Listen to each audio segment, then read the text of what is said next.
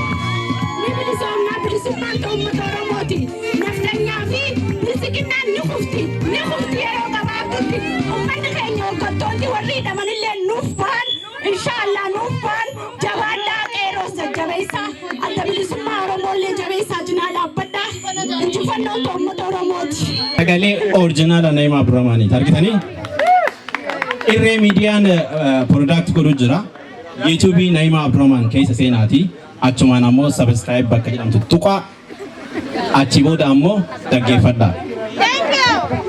Shaggooyyee moo tirriidha moo shagoye kottani serbina durboye